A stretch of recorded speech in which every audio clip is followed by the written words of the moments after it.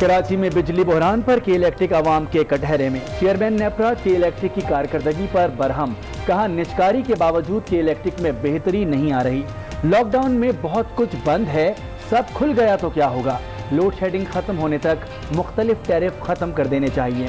تحقیقات کے لیے 4 رکنی کمیٹی قائم، سی ای او کے الیکٹرک سماج چھوڑ کر چلے گئے، چیئرمین نیپرا کی برہمی پر مونس الوی واپس آئے۔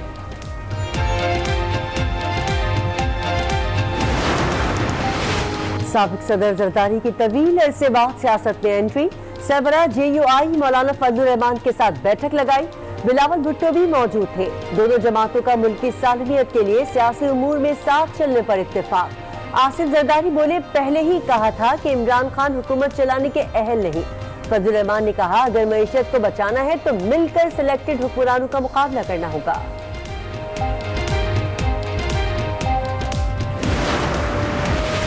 چودھری شجاعت کے بیان سے کیا اٹھے گا سیاست میں طوفان؟ قاف لیگ کے سربراہ نے نیا پینڈورا باکس کھول دیا، کہا کچھ لوگ مولانا فضل الرحمان کے دھرنے پر دھاوا بولنا چاہتے تھے، پرویز الہی کے سمجھانے پر عمران خان نے فیصلہ مؤخر کیا، نواز شریف ملیحہ لودھی کو بغاوت کے کیس میں گرفتار کرنا چاہتے تھے، میں نے کہا نتائج اچھے نہیں ہوں گے۔ عمران خان کی حکومت مدت پوری کرے گی، اپوزیشن عمران خان کا کچھ نہیں بگاڑ سکتی، وزیر ریلوے شیخ رشید کا دعویٰ، کہا چیف جسٹس نے نیب کے حوالے سے کل پیناما سے بھی فیصلہ دیا، الیکشن سے پہلے جھاڑو پھر جائے گی، شہباز شریف میری پارٹی کے آدمی ہیں، جو بولوں گا وہی کریں گے۔ عزیر بلوچ کا ہر سیاسی جماعت سے رابطہ تھا، میں نے بھی عزیر کے گھر کھانا کھایا۔ کراچی میں بجلی بحران پر کے الیکٹرک عوام کے کٹہرے میں،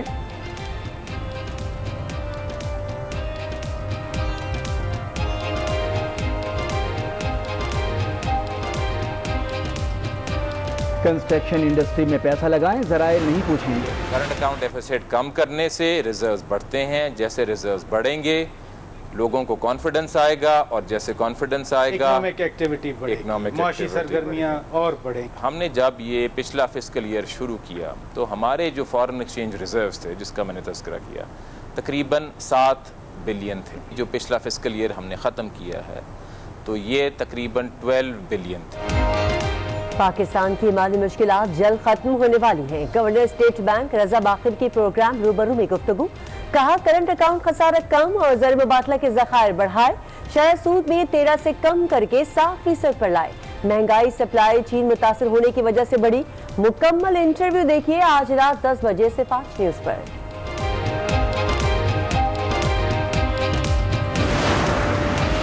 ملک بھر میں مہنگائی کا جن قابو سے باہر، ایک ہفتے میں مہنگائی میں 0.98% اضافہ ریکارڈ، چینی 2 روپے، ٹماٹر 29 روپے اور پیاز 4 روپے مہنگی، چکن، گوشت، دودھ، چاول، گڑ اور دال چنا بھی مہنگے۔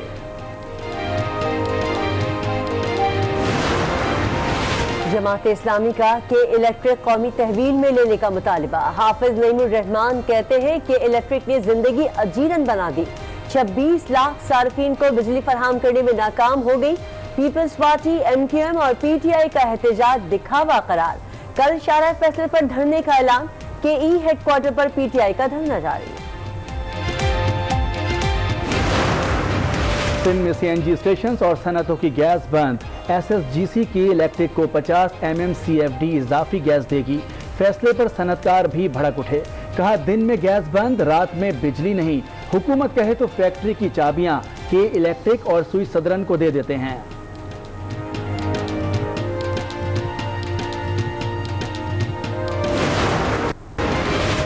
عزیر بلوچ کا ہر سیاسی جماعت سے رابطہ تھا، میں نے بھی عزیر کے گھر پر کھانا کھایا، وزیر تعلیم سندھ سعید غنی کی پریس کانفرنس، کہا عزیر سے جن حالات میں بیان لیا گیا وہ معلوم نہیں، علی زیدی کے پاس شواہد ہیں تو جا کر عدالت میں سزا دلائے، ایک وزیر کے گھر امن کمیٹی والے ملتے رہے۔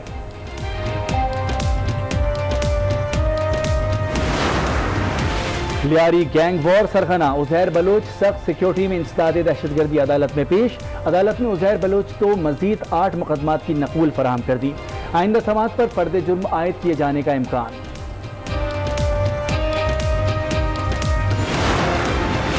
چیف جسٹس پاکستان نے انصاف کی فراہمی کے لیے وکلا سے مدد مانگ لی۔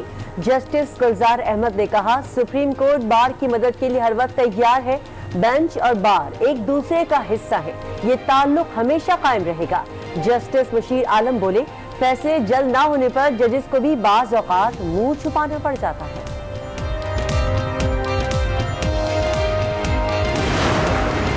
وزیراعظم عمران خان کا نیشنل لوکسٹ کنٹرول سینٹر کا دورہ، انسداد ٹڈی دل آپریشن کے دوسرے مرحلے کی منظوری دے دی۔ کہتے ہیں ٹڈی دل کا حملہ اور کرونا بڑا چیلنج تھا، پاک فوج اور صوبائی حکومتوں نے ٹڈی دل کے حملے کے خلاف مؤثر اقدامات کیے۔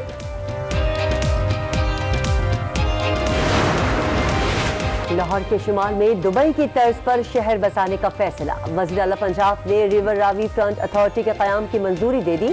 نئے شہر کا رقبہ 1 لاکھ ایکڑ سے زائد ہوگا، نجی شعبے کی جانب سے 5000 ارب روپے کی سرمایہ کاری متوقع ہے۔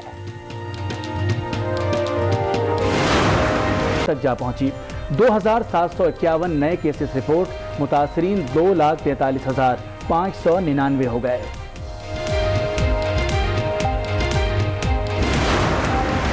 کورونا وائرس کس طرح انسانوں میں منتقل ہوا، عالمی ادارہ صحت کی ٹیم تحقیقات کے لیے چین پہنچ گئی۔ دنیا بھر میں کورونا متاثرین 1.25 کروڑ کے قریب پہنچ گئے۔ امریکہ میں 32 اور برازیل میں 17 لاکھ سے اوپر کیسز، بھارت میں متاثرین 8 لاکھ کے قریب پہنچ گئے۔ سابق وزیر داخلہ بلوچستان اور سینیٹر سرفراز بگٹی کے ناقابل ضمانت وارنٹ گرفتاری جاری۔ کوئٹہ کی مقامی عدالت کا بچی کے اغوا سے متعلق کیس میں 24 جولائی تک گرفتار کر کے پیش کرنے کا حکم۔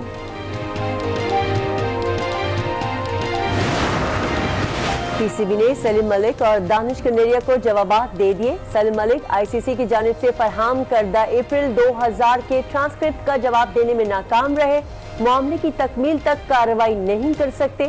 دانش کنیریا کو انگلش کرکٹ بورڈ سے رجوع کرنے کی ہدایت کر دی۔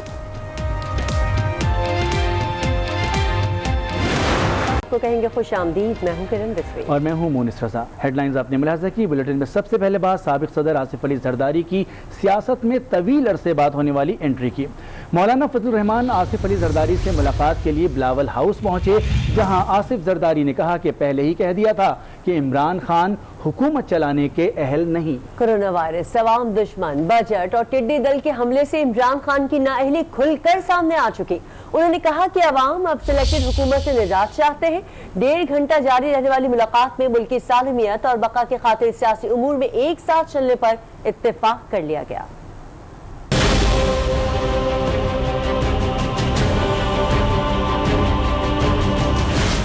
طویل عرصے بعد ہوئی آصف زرداری کی انٹری، مولانا فضل الرحمان پہنچے بلاول ہاؤس، جہاں آصف زرداری اور بلاول سے ملے۔ دوران ملاقات آصف زرداری بولے میں نے پہلے ہی کہہ دیا تھا عمران خان حکومت چلانے کے اہل نہیں ہیں۔ کورونا وائرس کے دوران عمران خان کی نااہلی کھل کر سامنے آ چکی ہے۔ عوام دشمن بجٹ اور NFC ایوارڈ سے متعلق کوئی سمجھوتا نہیں ہوگا۔ گزشتہ برس میں نے ٹڈی دل کے حملوں سے متعلق پارلیمان کو خبردار کیا، لیکن میرے خدشات کو سنجیدہ نہیں لیا گیا۔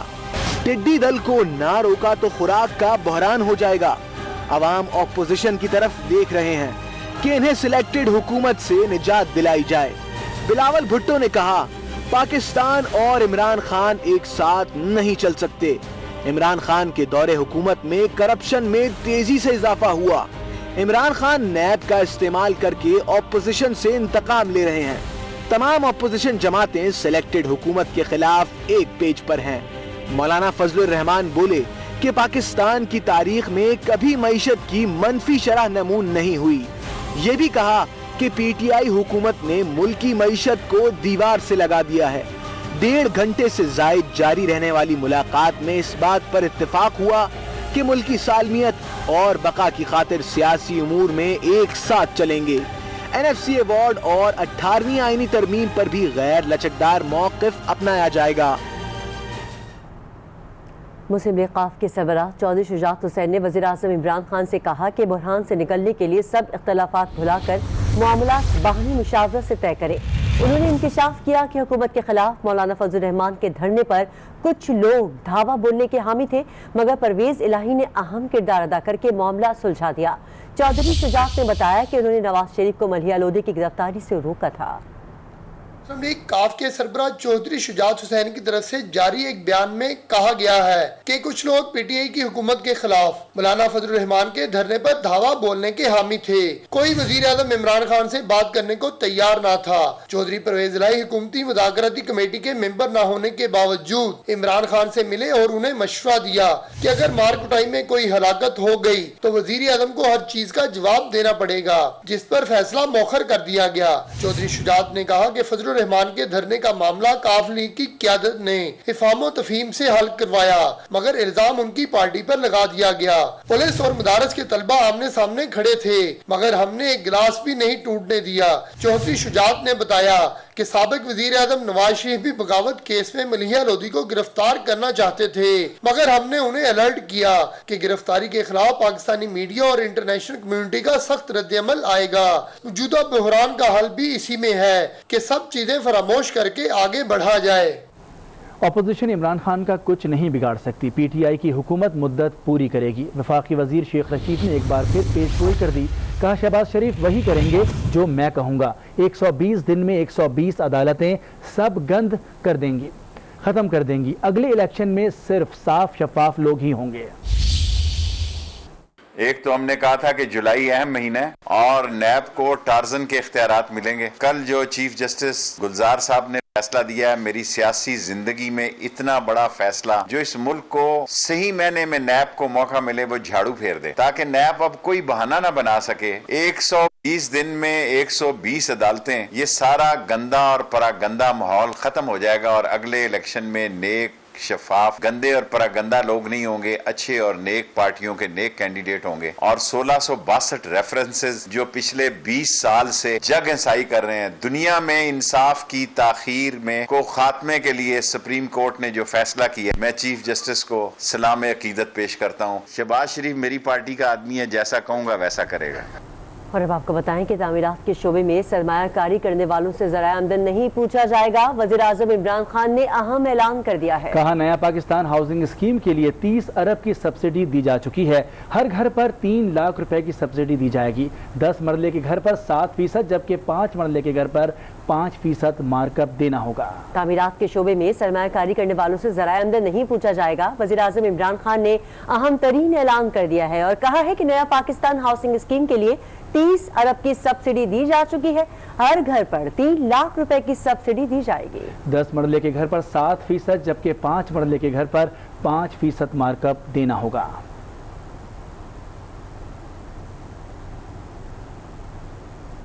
ہاؤسنگ اور تعمیرات کی قومی رابطہ کمیٹی کا اجلاس ہوا۔ وزیر اعظم عمران خان نے اجلاس کے بعد میڈیا بریفنگ دی، کہا مشکل وقت سے نکلنے کے لیے کنسٹرکشن ضروری ہے۔ کنسٹرکشن انڈسٹری کے لیے 330 ارب روپے کی سبسڈی دی۔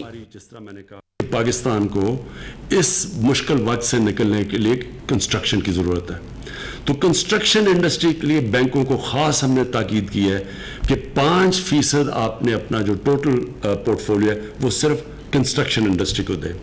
یہ ہم نے کیلکولیٹ کیا ہے، یہ 330 ارب روپیہ بنتا ہے، تو 330 ارب روپیہ کنسٹرکشن انڈسٹری کے لیے رکھا جائے گا۔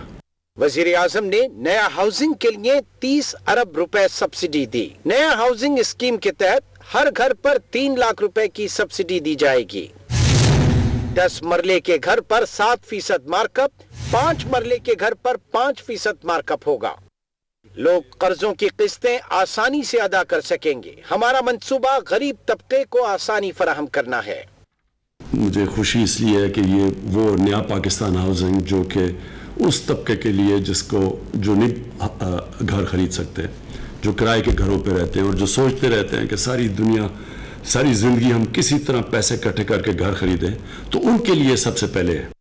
وزیر اعظم نے کہا کورونا سے دنیا بھر کی معیشتیں بیٹھ گئیں، جس پر ہم نے فیصلہ کیا کہ کنسٹرکشن سے معیشت کو کھڑا کر دیں۔ صوبوں سے مشاورت ہوئی، ہر صوبہ 1 ونڈو آپریشن پر کام کر رہا ہے۔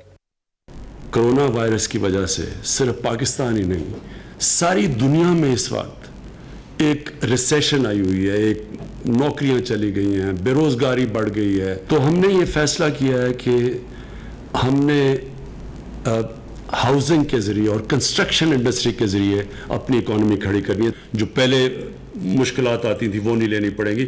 ہم نے بلکہ دوسری چیز ون ونڈو آپریشن کر دی ہے. وزیر اعظم نے کہا تعمیراتی شعبے کے لیے ٹیکسز کم کر دیے اور یہ رعایتیں صرف اسی سال کے لیے ہیں. اس طرح کی آسان گورنر اسٹیٹ بینک ڈاکٹر رضا باقر کا آج نیوز کو انٹرویو. پروگرام روبرو میں خصوصی گفتگو کرتے ہوئے کہا کورونا آنے سے پہلے معیشت بہتری کی سمت گامزن تھی. اسٹیٹ بینک نے معیشت کو کورونا سے بچانے کے لیے متعدد اقدامات کیے ہیں. موجودہ مہنگائی کی وجہ رسد میں رکاوٹیں ہیں. کرنٹ اکاؤنٹ خسارہ 13 سے کم کر کے $3 ارب پر لے آئے. پاکستان کی مالی مشکلات جلد ختم ہونے والی ہیں. گورنر اسٹیٹ بینک رضا باقر کا مکمل انٹرویو آپ دیکھ سکیں گے آج رات 10 بجے صرف آج نیوز پر. گورنر اسٹیٹ بینک ڈاکٹر رضا باقر کی آج نیوز کے پروگرام روبرو میں خصوصی گفتگو. ڈاکٹر رضا باقر نے کہا معیشت کو بچانے کے لیے اسٹیٹ بینک نے متعدد اقدامات کیے. جب یہ کرونا آیا تو اسٹیٹ بینک نے بہت سارے میجرز لیے.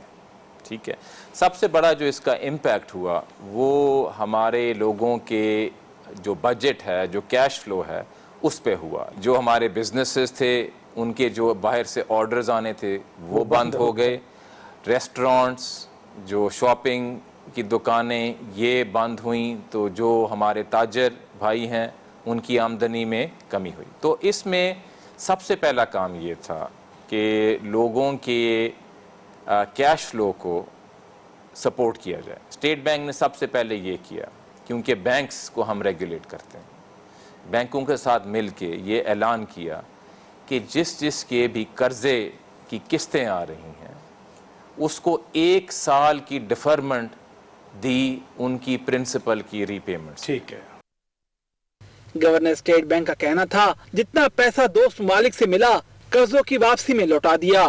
ان کا کہنا تھا کہ موجودہ مہنگائی کا طلب سے کوئی تعلق نہیں, رسم میں رکاوٹوں کی وجہ سے مہنگائی آئی.